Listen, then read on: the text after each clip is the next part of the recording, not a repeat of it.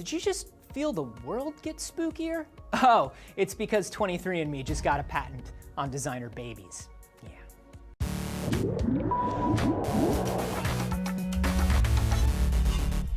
Anthony here for D-News, and depending on who you talk to, designer genetics are the future. You get to pick and choose the best possible traits for your child. And it sounds wonderful, but there's a great deal of debate about the ethical concerns behind designer babies. Who would own the technology? What happens to people who can't afford to make their baby as perfect as other families can?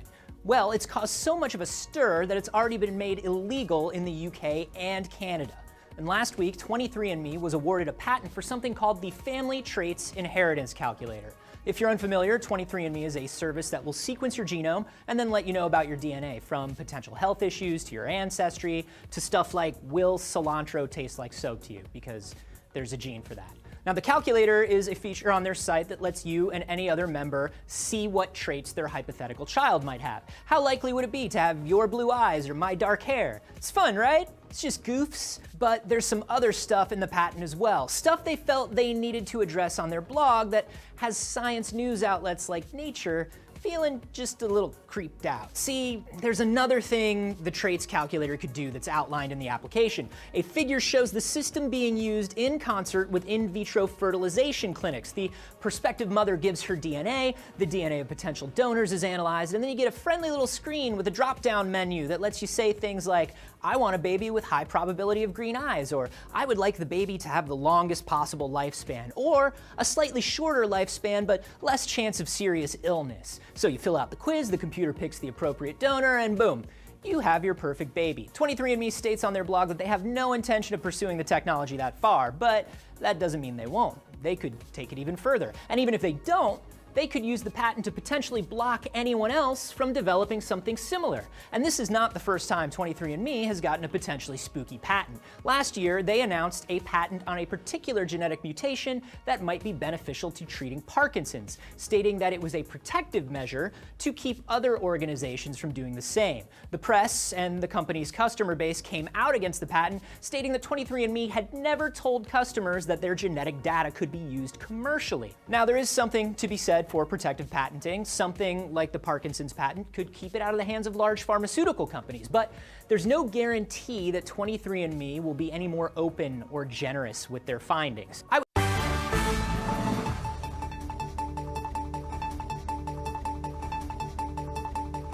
Welcome to channel 1032 Breaking News. I know you've heard of designer purses, but have you heard of designer babies? Designer babies is a term used by journalists. In producing designer babies, doctors screen eggs for genetic disorders and select healthy, mature eggs. The scientific term for designer babies is in vitro. This procedure consists of fertilizing eggs with sperm outside the mother's body in a laboratory setting. I took some time to go out and get the public's opinion on designer babies.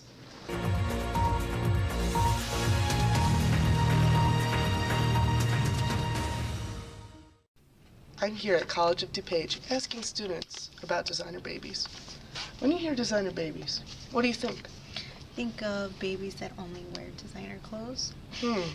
What if I told you that a designer baby was someone being able to manipulate what their child looked like before they came out of the womb? I think that's not right. That's not right? I think that's like trying to play God. So. All right, thank you for your time and your opinion. Thank you. When you hear the term designer babies, what do you think? I'm not sure.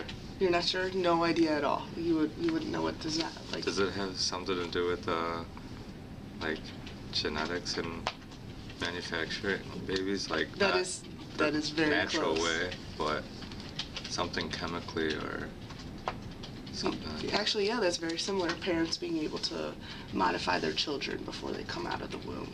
What are your thoughts on being able to do that? Are you saying if it's like moral or not? What are your thoughts on just the ability to do this? Oh, I think it's crazy, but I don't think it's right. You don't I don't think it's like natural or that's like the proper way to have a baby. All right, well, thank you for your time. When you hear the term designer babies, what do you think? I think of babies that maybe have certain qualities, or a certain things that other people want them to be. That's close. It is actually the parent's ability to manipulate the child in the embryo to look a certain way or be a certain way. What are your thoughts on being able to do that? I think like physical traits should definitely be a biological, phenomenon, something that should naturally happen. But as far as, genes and maybe certain like genetic diseases, things like that, is that what you're talking about? It could be. Yeah, it could be that stuff. I know that parents should definitely get some type of, I forgot what it's called, genetic counseling, just so that they know what runs in their family, pedigrees, things like that. But I guess, are they allowed to do it now? That's something, it's a concept that's being introduced into the world. Oh, interesting. Yeah. All right, well, thank you for your opinion. Thank you to College of DuPage for allowing me to take time and find out your opinions. There's a lot of science that goes into this idea. Here's Christine with the facts. Thank you, Katie. The way the whole genetic modification of babies works is the nucleus of the mother's egg cell, who has a mitochondria that contains the DNA that codes for the genetic disease, is removed. They then put the nucleus into the egg cell of another woman or a healthy version of the mother's egg cell. The father's sperm then fertilizes the egg, and the embryo is scanned for any abnormalities. This is called the three-parent system. This system is being tested in London, England by the Center of Genetics and Society. For the trials, the scientists took 7 women with 15 eggs per cycle and used the eggs for these experiments.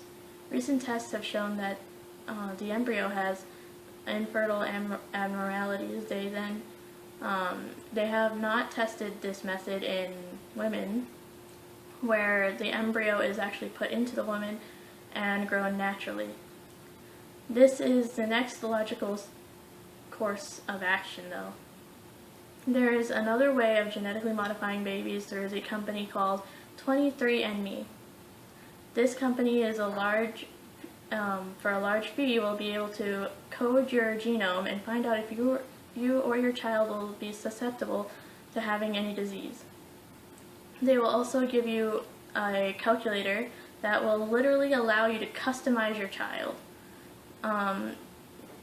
They announced that they have the patent for this technology recently. Thank you, Christine, for explaining how designer babies come to be.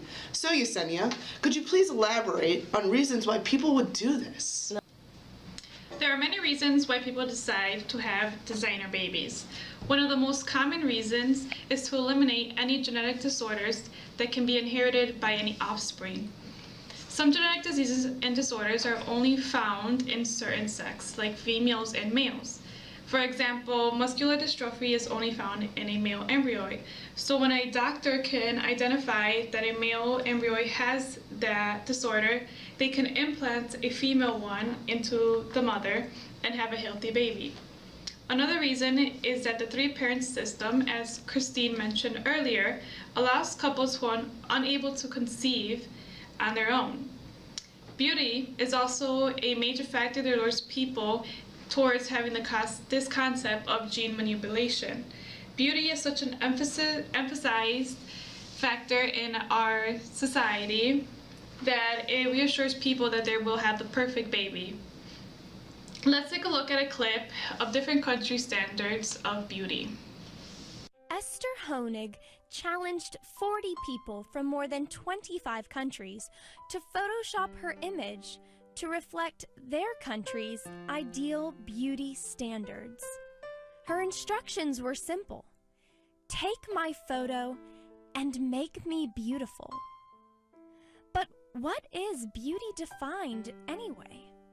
Shiny lips, long eyelashes, groomed hair, no blemishes, stylish outfit, dark skin, light skin? If you were given her photo, and asked to make her beautiful, what would you do? What would you change? Beauty. Beauty defined. Joy, strength, vulnerability, natural, healthy, uniqueness, the essence of womanhood. Who or what defines beauty in your life?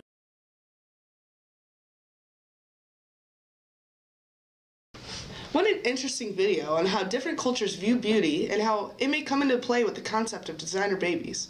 As you can all imagine, there are multiple pros and cons that go into the idea of genetically modifying our infants. Here's Sarah with more information. Thank you, Katie. Now that we've introduced the concept of designer babies as well as the science behind them, I'm sure you're wondering, what's the catch?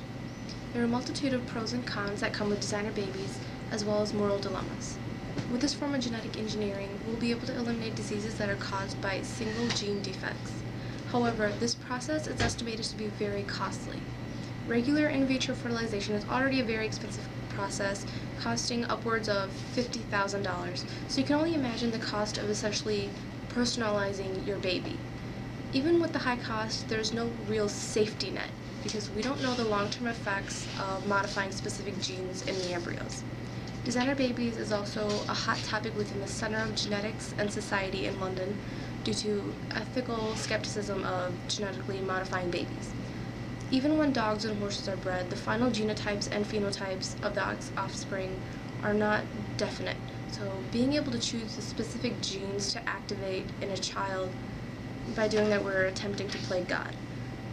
So there are positive and negative possible outcomes, but research is still being conducted and there are still many aspects of genetic engineering that need to be addressed before any of this can truly come into play in our lives. Designer babies are an up-and-coming attraction. There are a lot of questions and ideas that go behind this scientific concept.